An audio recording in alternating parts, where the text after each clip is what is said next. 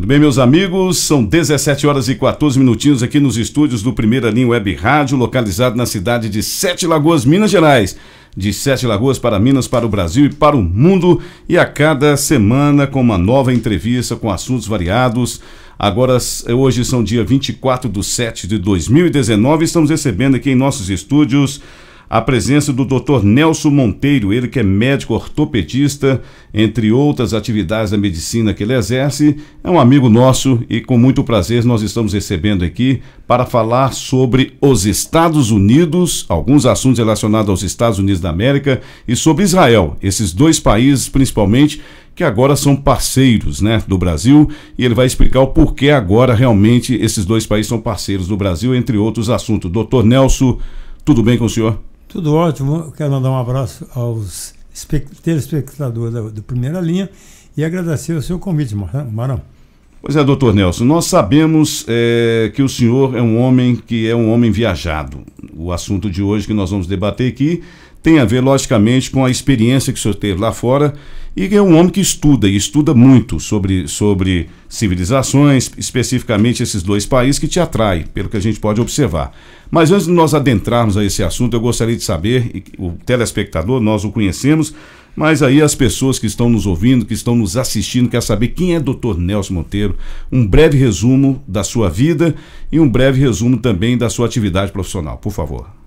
Bom, Marão, eu sou natural do Espírito Santo, uma cidade chamada Colatina, cidade hoje com seus 130 mil habitantes, mas quando eu cheguei na idade que eu queria fazer o vestibular de medicina, o Espírito Santo inteiro não tinha nenhuma escola de medicina e eu tinha duas opções, uma ir para Belo Horizonte, que foi aqui eu... O estado do Espírito Santo, nenhuma? Não. Que loucura. Não. Isso nos idos de 1958, né? Perfeito. E então a outra opção era ir para o Rio, mas como uma de minhas irmãs já era casada e morava em Belo Horizonte, obviamente eu vim para Belo Horizonte, onde eu entrei na Faculdade de Medicina no ano de 1960, na Universidade Federal de Minas Gerais, que na época também o estado de Minas tinha três faculdades, sendo duas do governo, uma em Belo Horizonte, outra em Uberaba, e uma privada em Belo Horizonte, que era as Ciências Médicas. Você vê, logo lá para o ano de 1961, por aí, 62, mas eu creio que 61, é que foi fundada também a Faculdade de Medicina de Juiz de Fora. Bom, formei em 65, depois fiquei algum tempo em Belo Horizonte, trabalhei na Baleia, trabalhei em vários lugares em Belo Horizonte, e depois eu vim para Sete Lagoas porque eu arrumei um emprego de plantonista no extinto Sandu. Serviço onde seu pai trabalhou. Sim. Serviço de assistência médica domiciliar e de urgência. E eu vinha dar um plantão aos domingos e de repente eu descobri que não havia ortopedista na cidade e era uma lacuna preenchida pelo Dr. Abdo Haj, que era inclusive médico do Atlético, né? E com quem eu também trabalhei muito tempo, eu acompanhava como espécie de assistente dele. E ele então falou, não, você não fica em Sete Lagoas, não tem ninguém. Para cá eu vim, para que eu fixe residência por volta de 67 e 68. Fundei uma primeira clínica na rua Teófilo Otoni, depois eu fechei essa clínica e por volta de 1974, 75, eu montei a clínica, uma clínica definitiva, já no imóvel próprio, que hoje é o atual ambulatório, o pronto atendimento da Unimed, e ali nós ficamos até 2000, seguramente até 2000. Nesse meio tempo também eu fiz curso de especialização em medicina do trabalho e também fui aprovado por concurso para médico legista do estado de Minas Gerais, onde eu me aposentei após cumprir o tempo legal exigido para a aposentadoria. Esse sou eu. E os pais do senhor? Meu pai era alagoano, João Batista Monteiro, nascido num lugarzinho muito pequenininho ao norte de Maceió, chamado Passo do Camaragibe. A minha mãe era capixaba, nascida em um lugar que na época era uma ilha, chamada Ilha do Príncipe, deixou de ser ilha porque foi feito um aterro. Não é porque o príncipe foi embora, não? Não. E nem porque virou rei. Nem porque virou rei também, não. Porque Vitória, não sei se você sabe, Vitória é uma ilha. Sim. E algumas ilhas forma como não seria quase que um pequeno arquipélago. E então a Ilha do Príncipe, que fica na parte sul de Vitória, era dela separada por um pequeno braço de mar, coisa aí talvez uns 50 metros, que era acessado por uma ponte, por onde inclusive passava a estrada de ferro Vitória Minas, que um dos ramais da Vitória Minas ia até o porto de Vitória. Aí seu pai descobriu a ponte. Meu pai descobriu a ponte, atravessou a ponte e casou-se com a minha mãe. E nasceu o Dr. Nelson. E entre outras. Então, entre outras. O senhor tem quantos irmãos? Nós éramos uma família de 9, mas 3 já faleceram. Correto. Vamos lá. O senhor tem uma experiência, como nós já havíamos dito aqui no início do programa, relacionada a esses dois países, dos quais o senhor continua estudando pela sua, obviamente, admiração. Então vamos por etapa. Vamos falar primeiro de um país que o brasileiro, entre aspas, está descobrindo a sua grande importância somente agora. Pelo menos grande parte do brasileiro não sabia, que é Israel. Então vamos falar um pouquinho de Israel. O que te atrai em Israel, doutor Nelson?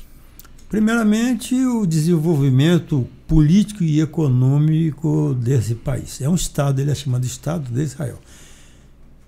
O Estado de Israel foi criado em 1948 pela ONU. A ONU criou, não existia o Estado de Israel. Mas desde o ano 1900, um pouco antes de 1900, por influência de um judeu chamado Theodor Herzl, que foi o idealizador do sionismo, que não havia essa política, uma mentalidade. A política sionista ainda não existia. Não existia. Né? E o Theodor Herzl é que fundou essa política comprando sionista. Terras. Não, isso foi outra coisa. Foi outra parte. Ele não comprou terras. Mas incentivou, né? Ele incentivou que se criasse um Estado de Israel. Então, vários judeus de várias partes do mundo começaram a comprar terras onde hoje é o Estado de Israel. Aí tem que fazer uma pequena parada para explicar o seguinte. Essas terras foram compradas principalmente dos ricos egípcios, né? Eles que dominavam aquilo ali. Daquela região inteira. Naquela região inteira, eles que tinham terra. Mas que era um deserto.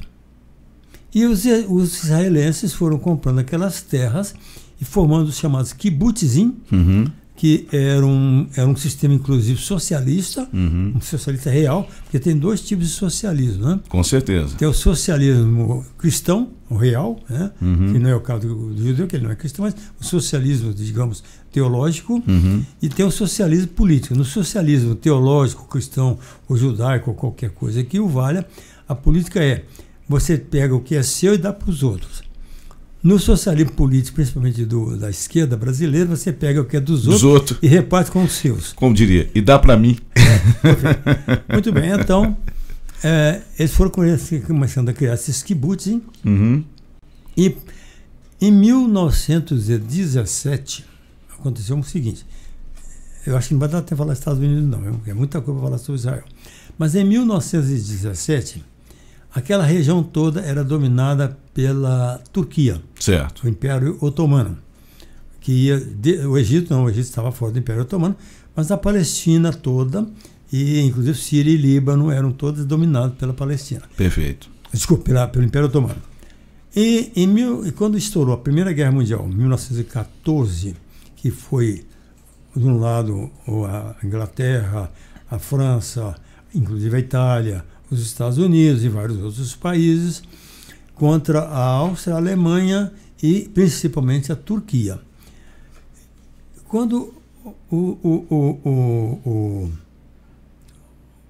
a Inglaterra e a França perceberam que a Turquia estava acabando, eles secretamente fizeram um acordo chamado Acordo Sykes-Picot, que era um representante inglês chamado Sykes, sobrenome Sykes, e um representante francês chamado Picot, por influência e com a aquiescência, aliás, com as ordens, as instruções do governo inglês e do governo francês, costuraram um acordo e dividiram a Palestina pós-guerra, quando acabasse a guerra, a Palestina pós-guerra. E a Síria e o Líbano ficariam com a França e abaixo a Palestina ficaria com a Inglaterra. E assim foi até 48. Um pouco antes disso, tanto a Síria como o Líbano conseguiram se tornar independentes da França. Mas quando acabou a guerra, então, a Turquia estava esfacelada, havia acabado o Império Otomano, então eles dividiram isso aí, e a parte da Palestina, onde hoje está Israel, ficou sendo um protetorado britânico. Da Inglaterra. Da Inglaterra. Ok. Em 1948, até 1948, os colonos israelenses do mundo inteiro começaram a ir para lá e transformar onde era antes... E adquirindo terras, né? Comprando terra. Onde era antes um deserto... Um deserto transformaram... Um jardim. Um jardim. E aquilo cresceu o olho do árabe. Lógico. Eu vendi uma terra, agora esse cara transformou isso num jardim, vou tomar isso de volta. É meu. É meu. Em 1948, a Organização das Nações Unidas, então, criou o Estado de Israel e delimitou. Aqui é o Estado de Israel. E era para ter sido criado um Estado de Israel e um Estado palestino. Só que os palestinos... E do lado a Jordânia, Companhia Limitada, né? Os palestinos, não, nós não queremos um Estado de Israel conosco, nós queremos só um Estado palestino. Aí o bicho pegou. Bom, aí aconteceu uma pequena... Vou usar uma expressão chula. Uma pequena sacanagem da Inglaterra. Em 1948, quando então foi criado o Estado de Israel, a Inglaterra tirou toda a sua tropa. Da Palestina. E deixou a galera sozinha. Não, deixou o armamento todo na mão dos árabes. E aí o bicho pegou. Só que o palestino era muito atrasado. Mesmo assim, com o apoio da Jordânia e com o apoio da Síria e com o apoio do Egito. Levaram uma sova. Durante a chamada Guerra dos... Não. Essa primeira chamada... A primeira sova. Primeira Guerra Árabe. A primeira sova.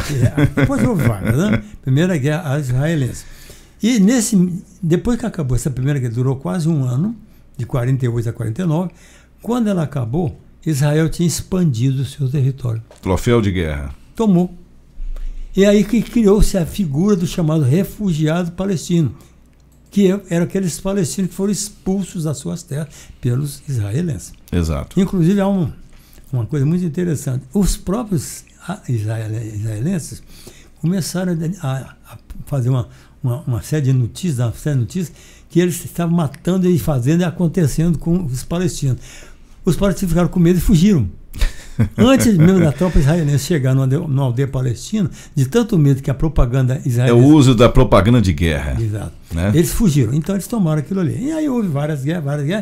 Nesse meio tempo também, entre as várias guerras que aconteceram, finalmente Israel tomou as colinas de Golã da Síria, importantíssimo, porque lá nasce o Rio Jordão. Tomou a Cisjordânia da Jordânia.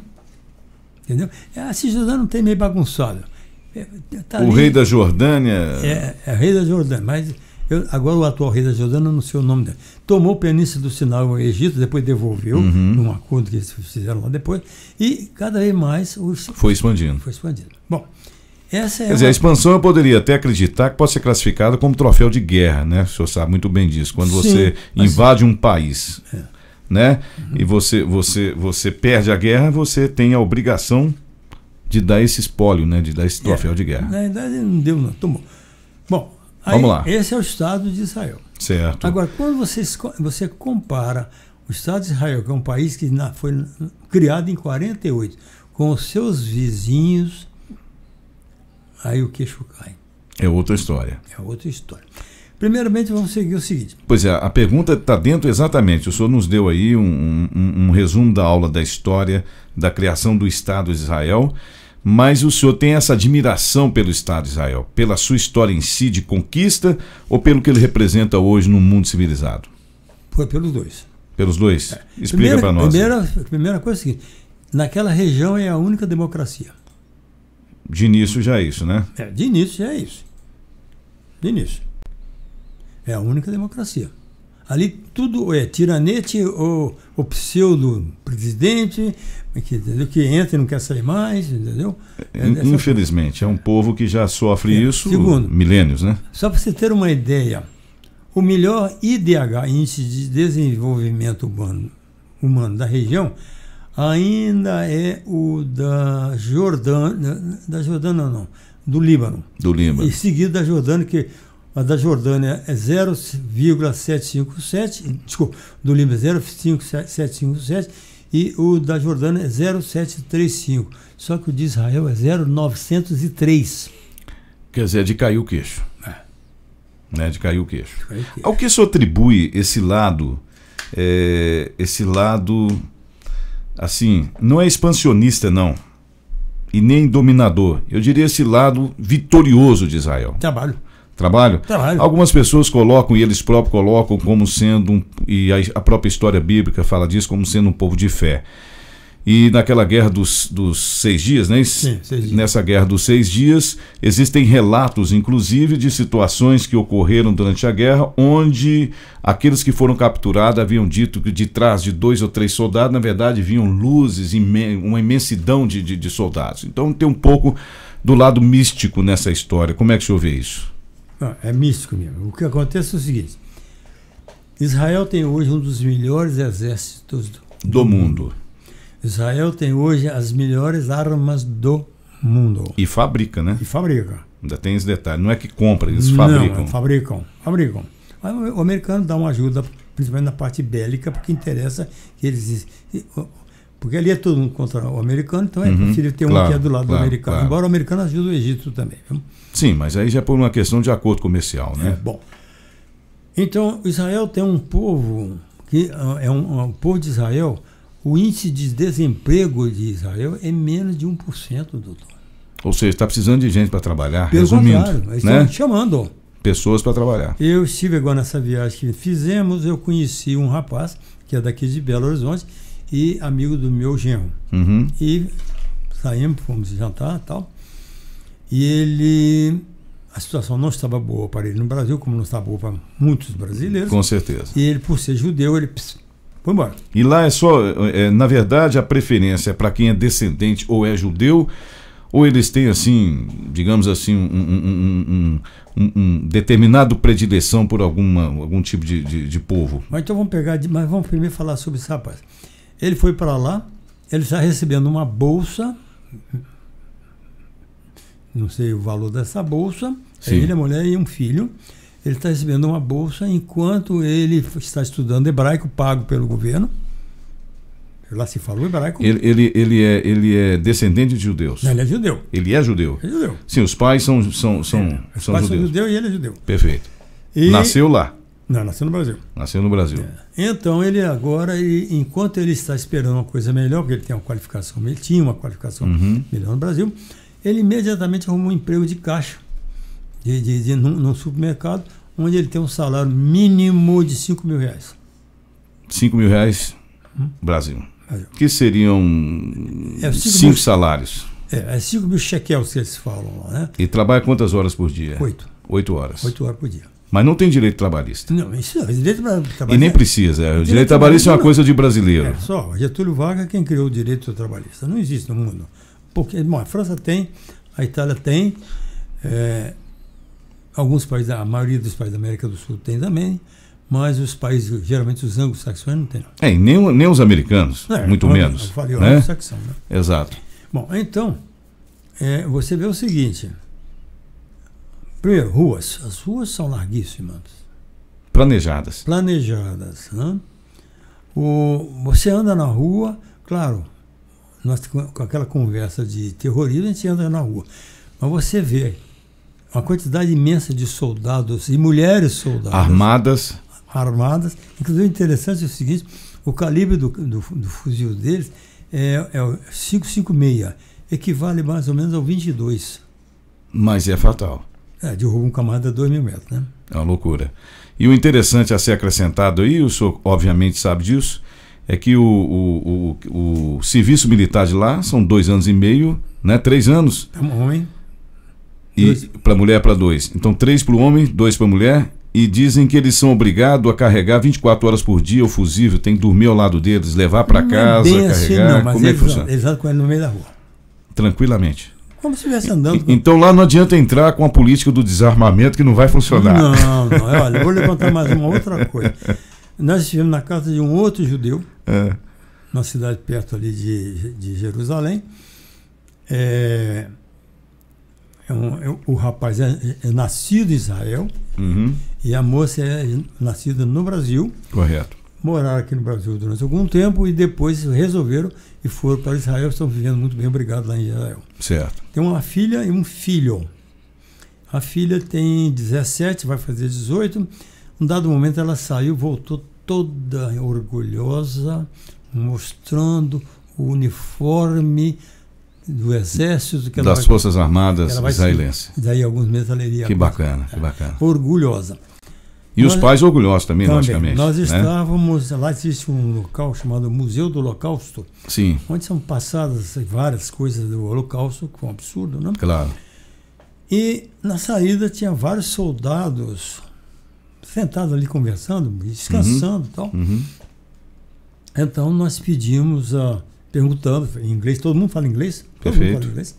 Perguntamos se poderiam tirar uma fotografia conosco. Perfeitamente, perfeitamente. Detalhe, povo bonito, viu? Sim. Povo bonito. Nós temos assistido aqui pelas fotografias, povo pessoalmente bonito. Não, mas realmente. Bonito. Aí, eu digo povo de rua. Povo sim. Bonito. Aí, eles perguntaram de onde nós éramos. Certo. E eles falaram assim, falaram que éramos brasileiros. Peraí, fulana. Aí a fulana veio, uma brasileira. Ok. Que saiu do Brasil para ir servir o exército em Israel. Olha que interessante. Ela foi para lá para servir o exército. Agora, o senhor, aproveitando que o senhor falou aí dessa questão do armamento, né, que é livre, posso dizer assim, controlado livre. Para quem presta serviço militar, né? Nos Estados Unidos, de certa forma, também o serviço militar lá acontece, mas não se leva a arma para casa. Mas você pode ter uma arma em casa. Mas não é obrigatório também, mano. Não é obrigatório. Militar... Como é que o senhor analisa essa diferenciação Estados Unidos e Israel hoje? Peraí, em que sentido? No sentido militar, no sentido da colaboração existe, eu digo assim, na questão do serviço militar em si. O serviço militar, se não me engano, mas eu tenho quase certeza que sim, ele nos Estados Unidos não é mais compulsório. Ele não é mais, como se diz, convocado, ele é alistado. Então você é alistado e você tem que servir. Não, é uma profissão. Você, por exemplo, pode estar com a idade que estiver, você pode ir lá, faz um contrato, geralmente de 4 anos, e vai servir as Forças Armadas durante 4 anos. É um emprego. Interessante. Quer dizer, essa valorização que o povo americano dá, entre aspas, a arma, como é que o senhor analisa isso? Pelo histórico deles? Está na Constituição. Sim, mas é pelo histórico deles? Primeiro é o seguinte, o que a Constituição dos Estados Unidos diz no seu 2º artigo? Todo cidadão terá direito a uma arma para se defender. Está na Constituição. Então ninguém pode vir com essa... O PT da vida de lá tenta, mas não consegue. Não. Outra coisa interessante, eu precisarei confirmar isso. Sim. Porque o porte de arma não é livre. Entenda? A posse de arma é livre. Mas não o porte. O porte não é livre. Mas há estados que é. Bom, por exemplo... Precisa as pessoas entenderem também que as leis nos Estados Unidos têm uma certa diferença de como acontece no Brasil, porque os estados, inclusive, tem estado, por exemplo, que tem pena de morte, tem estado que já aboliu a pena de morte.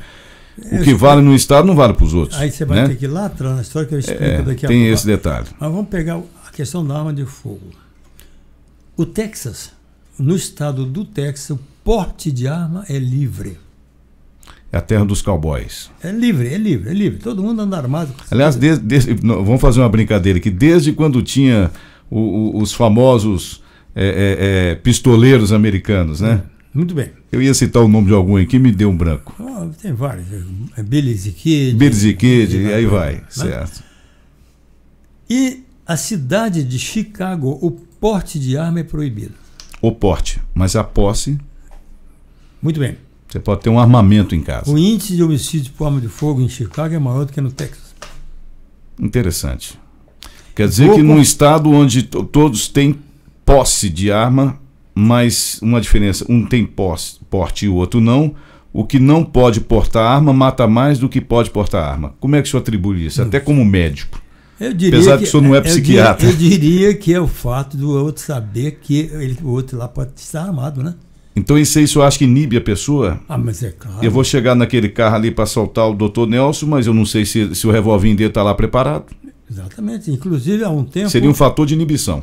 Há um tempo, o Alexandre Garcia, se não me engano, foi ele que mesmo que escreveu um artigo, ele dizendo assim, que nos Estados Unidos o assaltante pensa 2 vezes antes de assaltar a casa da velhinha de 92 anos. Porque ela pode atirar. Porque ela possivelmente vai ter uma cartucheira calibre 12 e vai dar um tiro nele. E isso acontece, a gente vê algumas cenas, inclusive, na internet. Sim, né? sim. Então, existe uma diferença entre o porte e a posse. Sim, claro. Né? Embora, como eu falei a você, a posse da arma é um legítimo direito do cidadão norte-americano. Você compra na loja, você anda na loja, como você compra um par de sapatos, você compra uma arma. Registra. O registro é facílimo. Você dá o seu nome lá e acabou. Ou seja, o americano te dá uma chance de você não cometer besteira, né? Até você, estrangeiro, pode comprar. Você só não pode trazer, pode comprar. Mas pode andar com arma lá. Mas se der um tiro pra cima na rua... Bom, aí é outro aspecto... É cadeia. Interessante da... Nós saímos de Israel? Saímos de Israel. Então, vamos... Depois, de acordo com o assunto, a gente vai e volta. Vamos lá. Então, vamos lá. Estados Unidos, ora, é um negócio interessante. Você vai andando na estrada assim, você não vê um policial. Aí você comete uma infração. A estrada que o senhor fala é a rodovias. Qualquer rodovia. Ok. Ou na cidade também. Não tem polícia rodoviária. Tem. Mas fica quietinho. Você não vê. Tá. Você vai andando, você não vê. Você vai andando na rua, você não vê. Na hora que você comete uma infração ou comete um delito qualquer... Está no pau da goiaba. Brota da rua, do chão. Que loucura. Brota do chão. Eu vou lhe contar uma coisa interessante. Isso aí é específico de algum estado ou você está falando nos Estados Unidos em geral? Geral. Olha, vou fazer uma pergunta a você. Você tem alguma ideia do tamanho da força policial da cidade de Nova York? Não faço nem ideia. 35 mil pessoas. 35 mil. Pessoas. É claro que distribuídos entre imigração, corpo de bombeiro, alfândega, etc. O senhor está falando de uma cidade, né? A cidade, não é o estado, não. Você está falando de uma cidade, 35 mil. Uma cidade que é a segunda maior do mundo, me parece, em população, né? Talvez a terceira. Terceira não seria São Paulo? São Paulo é maior. São Paulo é maior. É. Então é um pouco menor do que São Paulo, para que as pessoas possam ter uma ideia. Cairo, né? Cairo é maior, a cidade do México é maior. E Nova York tem 6 milhões, 7 milhões de habitantes. Então é menor do que o estado de São Paulo. Do que a cidade de São Paulo. Você tem que lembrar o seguinte... Mas 35 mil é uma proporção que nós não chegamos aqui, às vezes, perto nem em certos estados brasileiros. Não, peraí. É maior do que a Força Policial Civil do estado de Minas Gerais. Pasme. O senhor tem a cidade, então... Só a cidade de Nova York possui uma força policial maior do que a do estado de Minas Gerais. Civil. Isso nós não estamos falando de militar. Não, militar é muito maior. Que loucura. Porque a polícia no Brasil, ela é dividida em polícia ostensiva, que é o militar, e a polícia investigativa, que é a civil. Que seria a ostensiva, seria a preventiva polícia militar, não é isso? E a outra é mais ostensiva. Não, ostensiva é aquele que se aparece. Sim. É o militar. Sim, mas ela é preventiva e ostensiva. Porque ostensiva quer dizer que se mostra. A investigativa seria, obviamente, a civil. Perfeito. E aí, doutor Nelson, o senhor vê essa situação do Brasil, se comparar desses dois países quando se fala em arma? O senhor falou de arma em Israel, o senhor falou de arma no Brasil, nos Estados Unidos, e nós não vamos falar de arma aqui no Brasil porque foi proibido. O Congresso não aprovou. E aumentou o número de homicídios com arma de fogo depois do desarmamento. Eu, inclusive, lamentavelmente, eu vi uma cena que correu pela internet, acredito que o senhor tenha visto também, da manifestação do Congresso e do Senado e até da própria Corte Suprema, da não aprovação desse projeto do Bolsonaro sobre a questão do armamento no Brasil. Houve comemoração nas favelas. Comemoração nas favelas. As pessoas não raciocinaram isso. Pois é, mas acontece também o seguinte: a grande maioria desse pessoal que é contra que é a favor do desarmamento anda em carro blindado. Ele não vai se expor. Claro. Né? Ele é a favor do desarmamento, mas ele anda em carro blindado com segurança armada. Israel, eu não sei. Então é uma pergunta que eu lhe faço. Pena de morte existe para alguns tipos de crimes ou lá é perpétua? Eu estou na dúvida, acredito que exista. Porque nos Estados Unidos nós sabemos que alguns estados aboliram, outros existem, mas Israel a grande maioria aboliu. E qual que é o pensamento do senhor dessa questão da pena de morte? O senhor acha que ela tem que ser aplicada em alguns casos ou é algo que jamais funcionaria no Brasil? A pena de morte não vai resolver o problema. Há anos, um daqueles secretários de Segurança Pública de São Paulo, que eu não lembro mais quem foi, há muitos anos, quando interrogado, quando questionado sobre a questão da pena de morte que não resolveria o crime, ele disse: não, vocês estão enganados, a pena de morte não acaba com o crime, acaba com o criminoso. Sim. E perguntado... Mas resolve o problema? Não. Resolve o problema do crime? Não. Mas pelo menos... mas eu não sou a favor da pena de morte. Sim, entendi. Eu acho que deveria segregar esse camarada para lá, para um canto lá. Entendi. E deixar ele... Perpétua? Ou perpétua, né? Perpétua, mas mesmo né? nos Estados Unidos a perpétua não é perpétua não, viu? Não é. Ela tem uma progressão de pena. De que cada 10 anos é avaliada a situação do cidadão. Não existe uma progressão, existe uma avaliação. Uma avaliação do cidadão, está apto a retornar à sociedade. Ele tem que dar aqueles velhos discursinhos que ele tem que fazer. Agora, existem alguns casos, não. Esse traficante que foi condenado agora à prisão perpétua nos Estados Unidos, El Chapo, ele está condenado à prisão perpétua sem progressão. Sem progressão. Ele não vai ter jeito. Sem direito a revisar a pena dele. Mas né? em alguns casos existe revisão. O senhor vê hoje uma situação de Israel como um país que, além de ser um país turístico, nós temos ali, obviamente, a Jerusalém, que de certa forma é dividida, para quem não conhece, nós temos uma parte ali onde está dominada pelos muçulmanos, outra parte dominada pelos judeus, né? Como é que o senhor explica esse lado aí? Não é dominada, não. A dominação no sentido da presença, porque nós temos ali, né? Não é dominado, na presença. Hoje Jerusalém é uma cidade israelense. Acabou. Mas existe a presença muçulmana. O nosso guia na última viagem, ele falou, mas depois eu fui olhar, o Google me deu um outro valor. Uhum. O nosso guia falou que a população de Israel é de 10 milhões de habitantes, sendo 8 milhões de israelenses, de judeus, e 2 milhões de árabes, que são cidadãos israelenses. Interessante. Então, são votados. O senhor, quando esteve lá, o que mais chamou a atenção do senhor no Estado de Israel? Vamos lá para esse lado agora. Vamos falar da beleza, vamos falar do turismo, vamos falar do acolhimento humano. O que mais te atraiu quando o senhor, às vezes que o senhor esteve lá? À vez. Eu tinha um pouco de receio de ir a Jerusalém, mas acabei indo esse ano agora de 2019. Ficamos cerca de 10 dias em Jerusalém. Receio por quê? Da balinha comer? Ele nunca sabe que hora que um terrorista louco vai chegar em cima de você e jogar uma bomba em cima de Sim, você. claro. Mas isso pode acontecer aqui também, como acontece na Europa também. Acontece o seguinte: o Estado de Israel é um jardim. Vamos fazer uma comparação. O Rio Jordão. O Rio Jordão é uma porqueirinha, viu? Um Rio das Velhas, da vida? Para menos. Para menos? Para menos. Mas não tão aporcalhado como nós está, né? Não, beleza. E nenhuma fábrica de cerveja está pegando água também de lá para fazer cerveja, que igual Secla Gosta, não, né? Está secando. Está secando. Só está falando do Rio das Velhas. Não, lá. Lá está secando o Jordão? Embora o Israel hoje é um dos países que mais tem controle da sua água. A parte hídrica lá é levada a sério, né? Levada a sério. E as pessoas não sabem, as frutas de Israel são até exportadas, né? Num país que nem água tem. De primeira qualidade, né? Onde ia chegar. Aí você desce, o Rio Jordão desce lá das colinas de Golã, como eu falei, em cima. Eu fui a uma das nascentes da colina de Golã, tomei água da nascente da colina de Golã. E depois ele vai descendo no sentido norte-sul. E num determinado trecho, na parte superior dele até o Lago de Genezaré, o mar da Tiberíades, tem vários, não, vamos falar o Lago de Genezaré, que na realidade ele é um lago. Ele, dali em diante, ele passa a ser uma fronteira natural entre Israel e a Jordânia. Dali para cima ele é totalmente israelense, dali para baixo ele passa a ser uma fronteira natural entre os dois países. Marcílio, choca. Você vai descendo a estrada quase toda, magiando o Rio Jordão. Vai magiando. Do lado de Israel, você gosta de manga? Meu pai. Lá tem. E muita.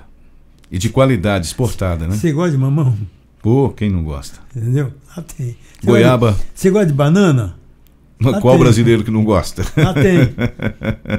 Ou seja, é um país que tecnologicamente, inclusive nesse aspecto, superou o resto do mundo. E do outro lado do rio, que você vai descendo a estrada, quase toda a margem do rio. O senhor vai me dizer que não viu nada? Não, eu vi, deserto. Deserto. Ué. Não sabem aproveitar a terra. Não. Então é mais fácil tomar, né? Mas eu não estou muito preocupado, não, que eles têm que resolver o problema da Cisjordânia, que foi a última aquisição de Israel. Uhum. Aliás, eu chamo a atenção para um fato interessante. Sei. Quando você olha o mapa de Israel, você está olhando o mapa de Israel, o mapa de Israel é como se fosse uma adaga, um punhal, Uhum. e tem o formato de um punhal, inclusive com o cabo, entranhado no meio dos países árabes. Caramba. Esse mapa agora, porque ele tem assim, o formato, e tem o cabo. Esse cabo aqui, Sim. essa renta do cabo agora, praticamente já Israel agora, é a Cisjordânia. E aqui está a Jordânia a leste, que é a Cisjordânia. Essa Cisjordânia que foi anexada, mais ou menos anexada recentemente, ainda tem muita região desértica. Mas já está cheio de assentamento judeu e eles estão transformando a terra em terra produtiva. terra produtiva. É. Onde está palestino, não, continua. O senhor falou aí da tecnologia na parte agropecuária, da parte agrícola, né, vamos dizer assim, de Israel. O senhor falou aí da questão da parte bélica, porque é um dos países, eu quero acreditar, que é a maior força militar presente naquela região inteira. Se houvesse hoje, é claro que ninguém torce por isso, uma outra guerra de 5 dias, se naquela época, não me lembro os dados, poucas centenas, né, de judeus conseguiram combater vários países e derrotou, o que seria hoje? Tem que tomar cuidado, porque Israel tem bomba atômica, né? Sim, é o primeiro passo. Cuidado. Nós estamos armados. E bem. E bem. O senhor vê hoje os Estados Unidos continuando sendo o grande aliado de Israel por uma questão até histórica e cultural e pela imigração até lá nos Estados Unidos. Hoje, Israel, foi o primeiro assunto que eu debati e iniciei dizendo sobre isso. Hoje Israel se tornou um parceiro importante, ou vai se tornar um parceiro importante para o Brasil, dado ao novo governo. O que acontece também com os Estados Unidos. E o que nós assistimos aí, principalmente nas redes sociais, o WhatsApp que o senhor citou, são as pessoas ligadas a pensamentos esquerdistas, que muitas vezes nem sabem o que fala, e começa a combater Israel, como se esse fosse um tratado inócuo, que jamais deveria ter sido feito, e sem contar que sempre colocam aquela velha denominação dos Estados Unidos como sendo o dominador do Brasil. Nós somos terreiro dos Estados Unidos. Mas o governo de Jair Bolsonaro está fazendo aí frente a essas ideias e está combatendo isso e está trazendo esses dois países para o lado. Eu queria uma análise rápida sua sobre isso. Primeiro vou lhe fazer uma pergunta. Você sabe qual foi a última ajuda de importância que o americano fez para o Brasil? Em qual área? A econômica. Qual foi a última grande ajuda norte-americana a um país chamado Brasil? O senhor fala esse ano, de 2019. Quando foi? Uhum. Uma última? Uhum. Bom, a gente sabe que Israel é um grande parceiro comercial. Perdão, Estados Unidos é um grande parceiro comercial. Não, pelo contrário, né? Tem muito pouco negócio com os Estados Unidos. Mas nós temos uma dependência ainda em vários sentidos de Israel. Não, vamos chegar lá. Estados Unidos. Diz Estados Unidos, perdão. A última grande ajuda econômica dos Estados Unidos ao Brasil, sim, foi a usina siderúrgica nacional no governo de Getúlio Vargas em 1943, 44. Aí o senhor foi lá na ferida, lá embaixo. Lá embaixo. O senhor foi lá no PTB. Depois disso, o americano nunca deu nada aqui, não? Não, minto. Durante a Segunda Guerra Mundial, o americano fez base aérea em Natal, uhum, e fez uma outra base aérea no Nordeste e fez o aeroporto de Vitória também. Mas essa colocação sua, o que quer dizer? Quero dizer o seguinte, que nós, depois que entrou essa esquerda brasileira, depois que os militares saíram do poder, vamos dizer mas assim. Mas antes dos né? militares entrarem no poder, e depois que os militares saíram do poder, toda a política econômica e estratégica brasileira tem sido no sentido anti-americano. Anti-americano. E como o senhor tá, qual a visão sua agora? O que pode acontecer na sua visão, na sua experiência?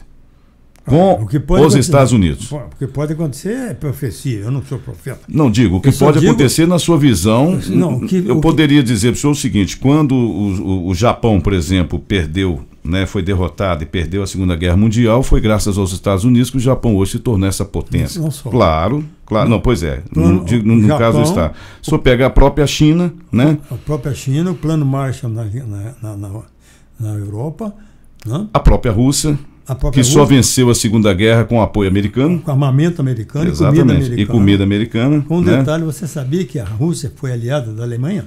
Sim, claro que foi. Foi aliada da Alemanha e depois ela sentiu que Hitler queria tomar o território, que era uma das prerrogativas dele, era tomar o território. Chegamos lá. No dia 1º de setembro de 1939, a Alemanha invadiu a Polônia pelo oeste e a Rússia invadiu essa mesma Polônia pelo leste. E aí o bicho pegou. Muito bem. Eles tinham um pacto de não agressão. De não agressão. A Rússia. Acontece que a Inglaterra havia perdido seus postos de petróleo no norte da África pelos alemães. Mas logo em seguida, em 41, 42, em 40 e 41, os ingleses conseguiram recapturar esses postos de petróleo. E a Rússia e a Alemanha ficou sem petróleo. Então, onde é que tinha petróleo mais perto? Na Ucrânia, na Rússia. Foi quando ele fez a operação, se não me engano, Barbarossa, estou na dúvida agora, é Barbarossa. E em 1941, sem aviso nenhum, a Alemanha invadiu a Rússia. Foi aí que a Rússia resolveu ficar do lado da Inglaterra e da Alemanha. Não, e dos Estados Unidos. Desculpa, dos Estados Unidos. E ainda tem mais uma outra coisa, talvez, que a história é muito interessante. É interessante. Tá, meu? Você já ouviu falar nos guerrilheiros franceses que lutaram contra os alemães, chamado movimento de sabotagem, etc, etc. Os chamados maquis. Os maquis franceses, que é aquele movimento de guerrilha contra os alemães, contra os invasores alemães, esse movimento foi feito predominantemente pelo Partido Comunista Francês. Ok. Só que ele só começou a se movimentar contra a Alemanha depois de 1941,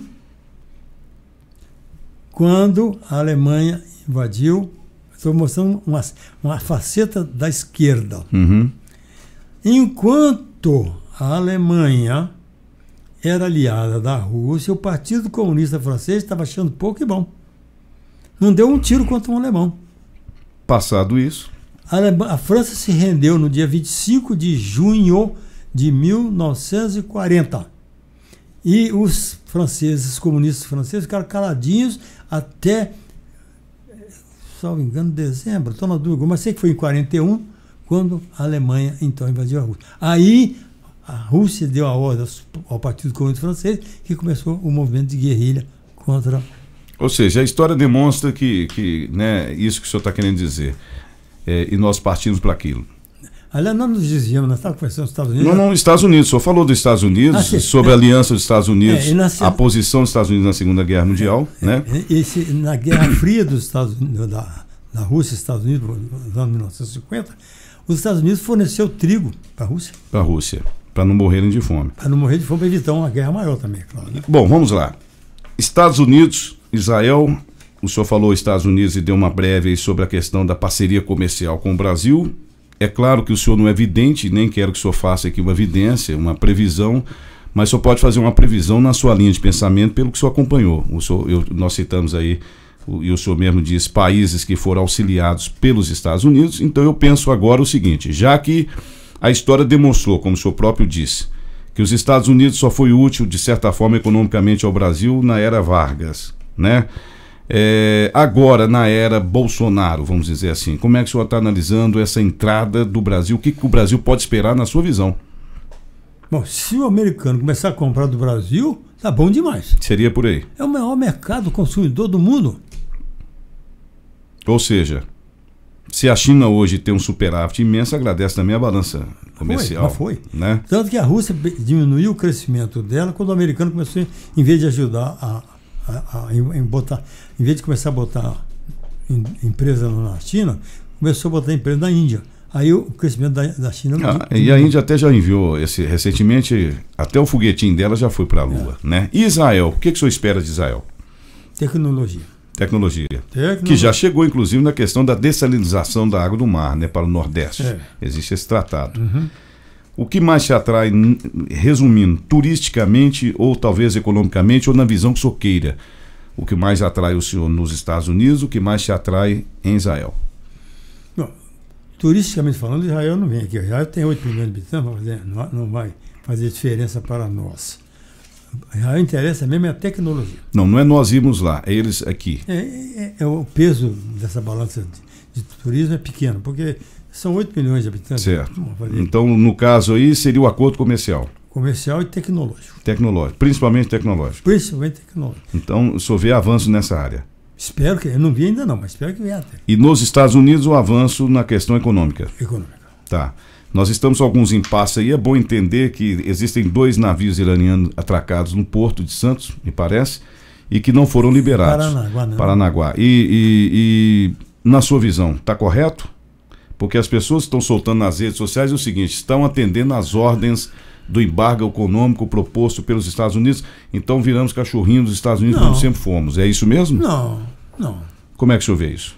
Não. Esse negócio de embargo econômico, então, os outros países da Europa são tudo cachorrinhos dos Estados Unidos também, não?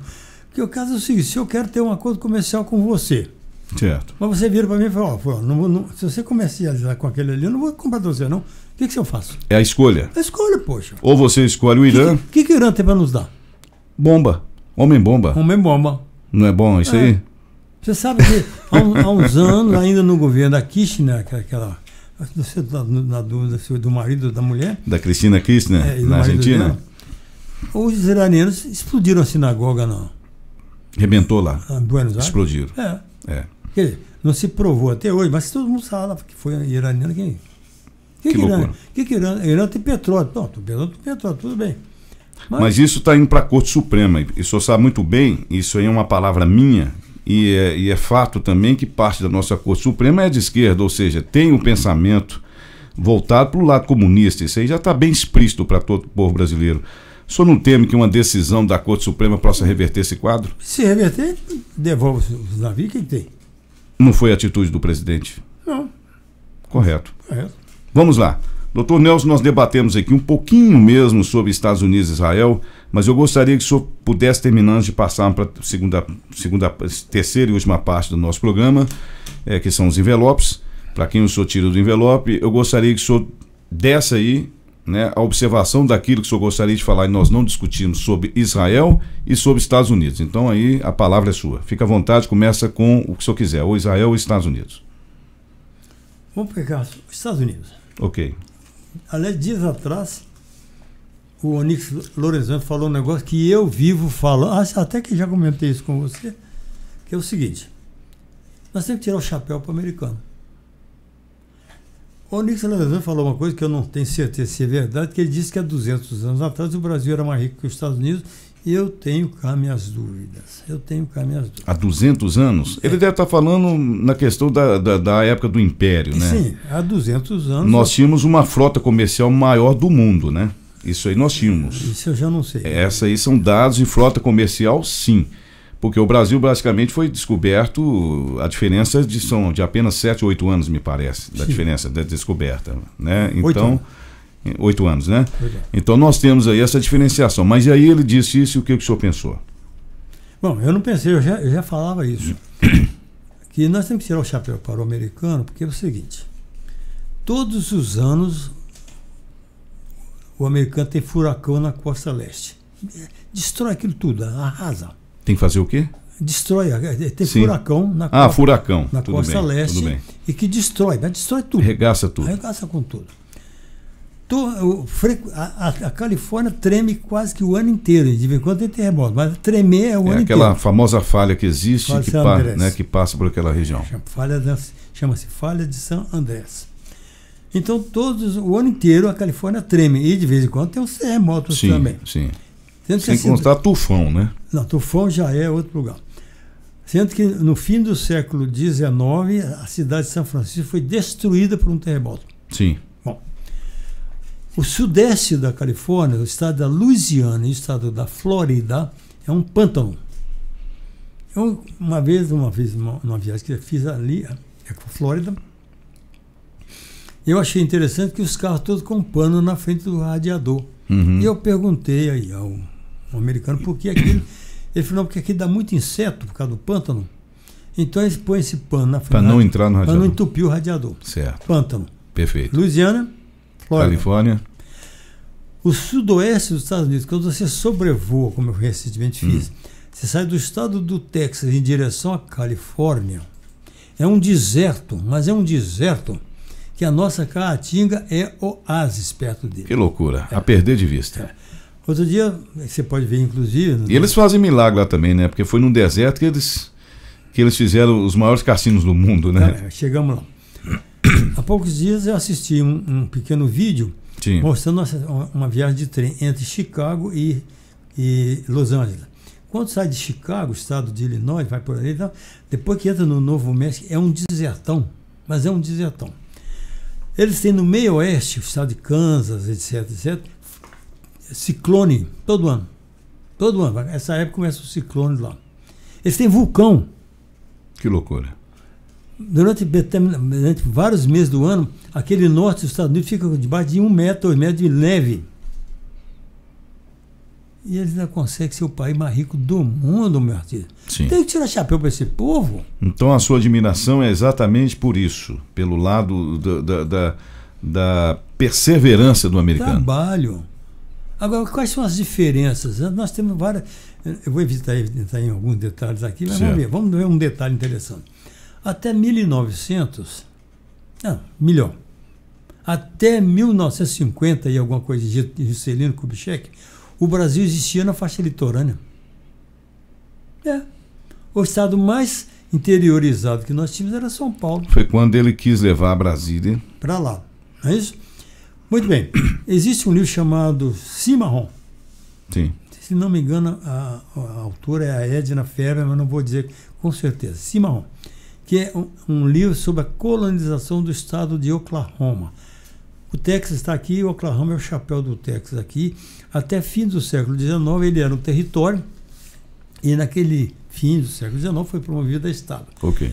Então, o governo repartiu ele todo em pedaços de glebas e num determinado dia o exército tomando conta, deram um tiro de canhão, o povo saiu igual um louco para demarcar seus lotes de terra. A famosa corrida. 1890, lá no interiorzão dos Estados Unidos. Quando você... É que não precisa de dar canhão, não, né? É que basta colocar uma foice na mão do cidadão e ele vai invadindo as terras. Mas lá não invadiu, não. Lá ele tomou Sim, estou dizendo aqui é uma história diferente. Né? Quando você assiste outra coisa também, quando você lê a história dos Estados Unidos... É uma coisa... Você vê que todos aqueles europeus que foram para os Estados Unidos foram com suas famílias. Uhum. Quando você lê a mesma história, agora estou recentemente lendo um livro chamado A Coroa, a Cruz e a Espada, que trata de implantação do governo geral do Brasil, o Tomé de Souza veio sozinho, não trouxe a mulher. Ou seja, correndo da família, enquanto você for da família. É que eles não vinham para colonizar, eles vinham para explorar. A exploração, o extrativismo, principalmente vegetal. Né? Eles lá não, lá eles foram para morar. Uhum. A história é diferente. Então, agora Israel. O que nós não comentamos aqui que o senhor gostaria de acrescentar? Eu já falei tudo que tinha que falar a respeito de Israel. É um estado pequeno, população de 8, 10 milhões de habitantes, que tem um padrão de vida altíssimo, um IDH altíssimo, e que não existia, em 1948 não existia. Bom, falamos aí, doutor Nelson, então, doutor Nelson Monteiro, sobre alguns aspectos positivos, né? Do Estado de Israel e também do país dos Estados Unidos da América. Nós vamos passar agora, doutor Nelson, para a nossa última parte, que é para quem o senhor tira do envelope. O senhor já sabe como é que funciona. Para vocês que estão nos ouvindo aí agora e nos assistindo, em cada envelope existe um nome. Pode ser o nome de uma cidade, de uma pessoa. E o doutor Nelson, que acaba de ver ele vai tirar o nome do envelope. Se ele for positivo, ele vai ler agora e vai explicar o porquê é positivo. Se for negativo, ele vai guardar e a gente vai deixar para falar no final. Então não mostre, é só para o senhor ver, e se não for para falar agora, a gente fala no final. Não tira. Então existe um primeiro que a gente não sabe o que é. Ele não tira do envelope, me entrega aqui, que aí depois eu te pergunto. Não, é dentro do envelope. Dentro do envelope e a gente vai ver depois. Então o primeiro envelope ele não tira do envelope. Vai lá, pode ir para mais um envelope. Envelope número 2. Vamos ver o que é. Número 2. Vamos ver se só tira ou não tira do envelope. Também não? Vai, então o bicho tá pegando. Tiro. Só tira? Tira. Ah, não, então tudo bem. Só tira, então só fala o que é e explica o porquê. Só tira do envelope, fala o que é e tira. Benjamin Netanyahu. Poxa, vamos lá então, pode falar então. Primeiro-ministro. Inclusive, há que entender uma coisa, ele não é tão assim 100% lá não, viu? Certo. O pessoal lá tem uma certa diferença com ele. Agora, ele é um camarada truculento, mas que deu uma organizada. É um Bolsonaro truculento assim nesse Sim, sentido? eu diria até que ele é muito mais. Então os dois se entendem. Você se lembra daquela situação, daquela época, de um caso que houve em 1970 e fumaça, de um avião israelense que foi sequestrado por os terroristas alemães e que foram resgatados lá oh, meu Deus. Bom, foi um caso bem comentado no mundo afora. O país lá da África, eu esqueci agora. Sim. O presidente era o Idi Amin Dada. O comandante daquela tropa que resgatou aqueles israelenses era irmão do Benjamin. Ó. Interessante. Era irmão do Benjamin. Para ele, o só tira do envelope. Sim. Ele morreu, morreu naquela operação. Morreu, esse é o militar, porque a tradição israelense é o seguinte, ele era um capitão. O oficial vai na frente da tropa. Ele não vai atrás não, ele vai na frente. Para dar moral para a tropa. E morreu. E morreu também um refém. Foram as duas últimas vezes que morreram. Então, esse Benjamin está organizando o Estado de Israel, está botando ordem na casa, entendeu? Ele tem muita oposição lá dentro, mas ele está pondo ordem na casa. Que bom. Então, quase que ele. Então, estão discutindo se ele vai ganhar ou se ele não vai, porque ele foi eleito, mas estão discutindo se ele vai ficar ou se ele não vai ficar. Então, uma briga. Ok. Tirou então do envelope Benjamin Netanyahu. Vamos lá para um próximo envelope. O senhor fica à vontade aí. Deixa eu ver. Número 3. Deixa eu ver se ele vai tirar ou não vai tirar. Lembrando que no final nós vamos comentar aqueles que ele não tirou, que ele não quis falar no momento. Opa, desculpa, vamos ver. Vai tirar. Tira. Quem que o senhor tirou? Donald Trump. Donald Trump. Explica lá. Bom, o Donald Trump ele é uma figura controversa, não? Eu já li em algum lugar que ele já quebrou umas 2 vezes. Sim. Mas que é rico para dar também. Quanto mais dinheiro, a quebradeira ela chama mais atenção, né? Eu estou na dúvida, mas eu tenho quase certeza que aquele edifício Empire State Building em Nova York é dele. Opa. Dele. Bom, ele fez um discurso de valorização do americano. Por isso foi eleito. Agora, quem é que não votou nele? Nova York, um índice de esquerda muito alto. E de imigrantes também, né? Alguns. E a Califórnia, que o índice de gente da esquerda também é muito alto. O meião dos Estados Unidos votou nele. O meião todo votou nele. E o que mais te chama atenção no Donald Trump? Isso aí que eu falei, que ele está levantando. Ele é fanfarrão. Ele é... Truculento. Ele é mais fanfarrão do que truculento. O Netanyahu é truculento. O Netanyahu não é fanfarrão, é truculento. Mas o outro já é mais fanfarrão. É um mal necessário? Então, pelo que eu tenho lido, ele melhorou a situação do povo norte-americano. Está melhorando a situação do povo norte-americano. Ok. Melhorando as taxas de desemprego e tal. Vamos lá para o próximo envelope? Envelope número 4. Deixa eu ver o que o senhor vai tirar no número 4. Tira ou não tira? Vamos ver se ele tira ou não tira. Nós temos 2 aqui que ele não tirou. 2 não, 1 não. Não, temos 2. Aliás, exato, temos um aqui que o senhor não tirou. Tira? Tiro. Tipo, então fala quem que é. Las Vegas. Las Vegas, tira de Las Vegas. Explica sobre Las Vegas. Que, aliás, nós não tínhamos falado de Las Vegas, então tá aí a oportunidade. Las Vegas é uma cidade plantada, criada e construída no meio do deserto. Sim. Não tem nada ali. Se você anda para um lado, para o outro, é deserto. Como eu te falei, porque está no sudoeste dos Estados Unidos. Está nos Estados Unidos. O senhor conheceu Las Vegas? Conheci. É um desertão. Então o que o americano faz é o seguinte. Por exemplo, em vez de ficar dando dinheiro para plantar a horta, uma hortinha lá num lugar que não chove, ele fala, se você quiser fazer jogo, aí faz. Fica à vontade. Fica à vontade. Em vez de fazer quilombola, em vez de fazer aldeamento indígena, o assentamento indígena, ele liberou os índios norte-americanos, têm licença para botar cassino. Que no Brasil ainda tem muita gente que é contra, né? Mas cassino traz as suas divisas. O índio norte-americano pode explorar sem nenhuma confusão o jogo.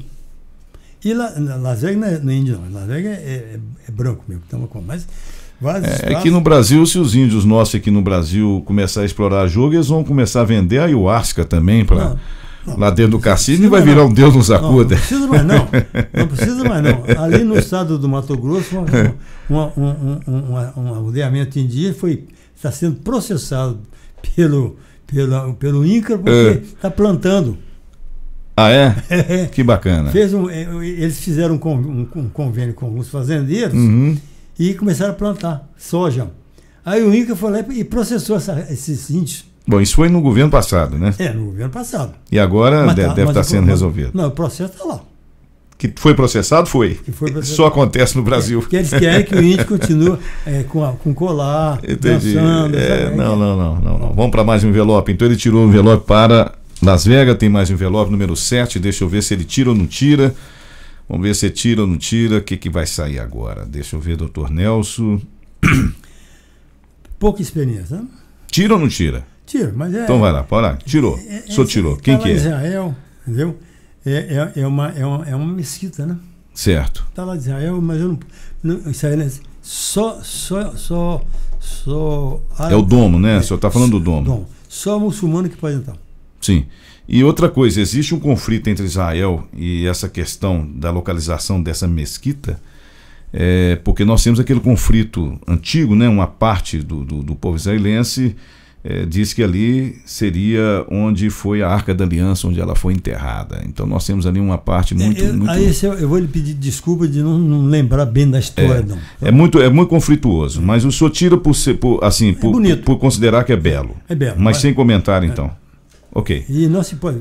Só muçulmano que pode entrar. Vamos lá, então. Mais um envelope, número 6. Tira ou não tira? Deixa eu ver o que veio aí. Tiro. O que é? Jerusalém. A cidade magnífica. Tem a sua parte nova, tem a sua parte velha. Beleza. Visite Jerusalém. Sim, visite. Agora, só tem um pequeno detalhe. Aquelas supostas áreas de visitação religiosa do cristianismo são duvidosas.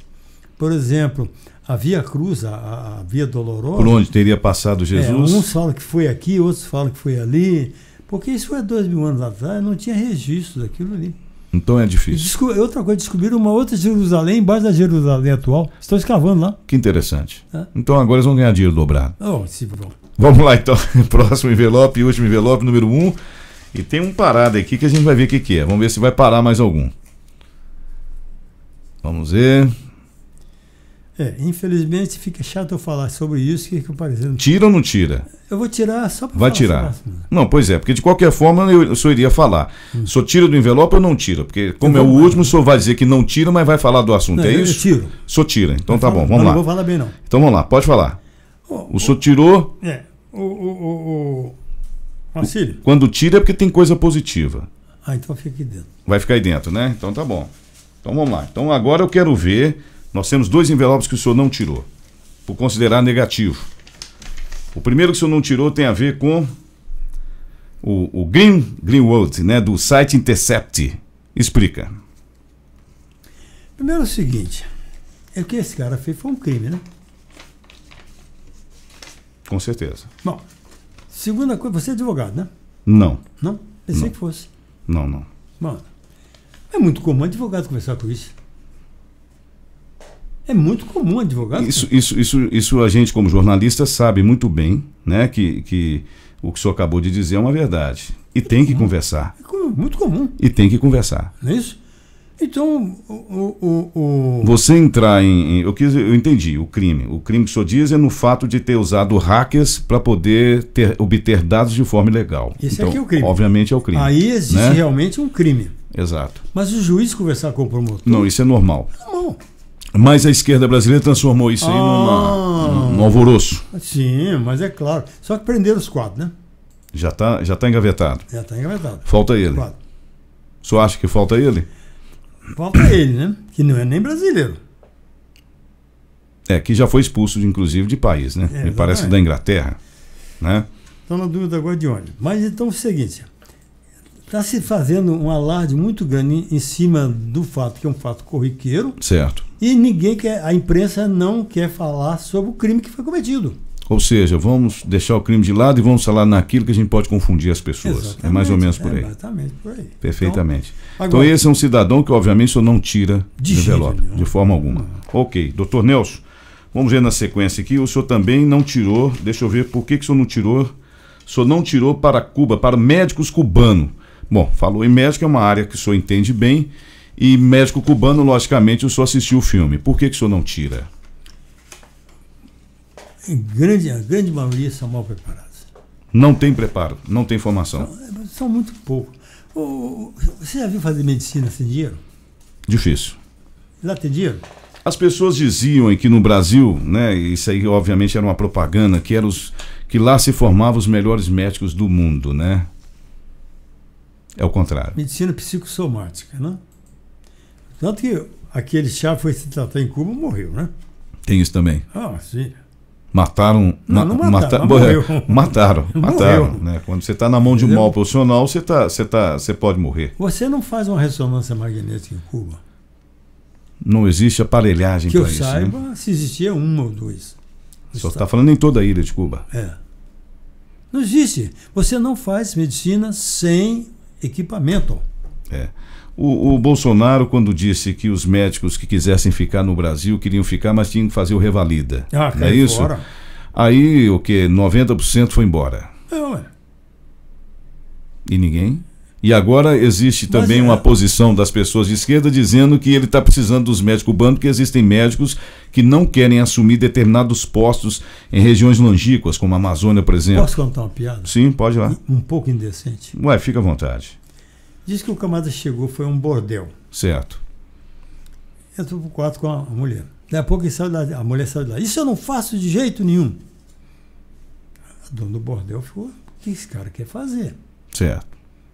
Mandou uma segunda lá. Ela saiu de lá, de jeito nenhum que eu faço isso. Ok. Ela foi lá e perguntou, escuta, o que você quer fazer? Que nenhuma das mulheres aqui quer fazer.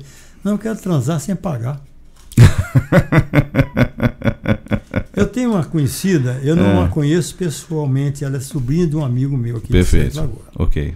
Bem, há tempos ela me pediu, por intermédio dele, ela pediu para ver se eu conseguiria uma vaga para ela na prefeitura de Santa Lagoa, que ela tinha acabado de se formar, e queria se especializar em ginecologia e obstetrícia, e queria vir para Sete Lagoas, que ela lá no lugar, lá no nortão de Minas, numa cidade perto de Montes Claros, onde ela se formou em Montes Claros, e que ela queria ficar aqui perto, porque aqui ela achava que seria mais fácil ela conseguir a sua especialização. Ok. Consegui para ela, mas na última hora eu liguei para ela e falou, doutor Nelson, vou agradecer, muito obrigado, mas acontece que quando o prefeito daqui soube que eu ia sair, nós éramos 3 meses, 2 já haviam saído, quando ele soube que eu ia sair, dobrou meu salário. Ok. Olha, achei bonito essa coisa total. Tempos depois eu encontrei com o tio dela e falei, e a doutora? Doutor, tá com um problema sério, o prefeito não paga. É isso aí. E quantos você sabe aqui que não pagam? Ao médico. A gente conhece. Qual é o tempo de atraso da prefeitura de Santa Lagoa, que é uma prefeitura rica? E nesse interiorzão que o médico...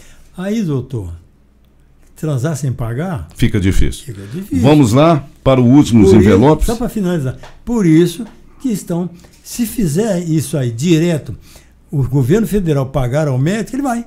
Mas se pagar através do prefeito, difícil. É muito difícil. Vamos para os últimos envelopes. Só vai escolher só um. Tá? Haja visto que eu coloquei o nosso ar-condicionado em 32 graus e parece que foi um erro fatal ali. Deveria ser 10 graus a menos, mas tudo bem.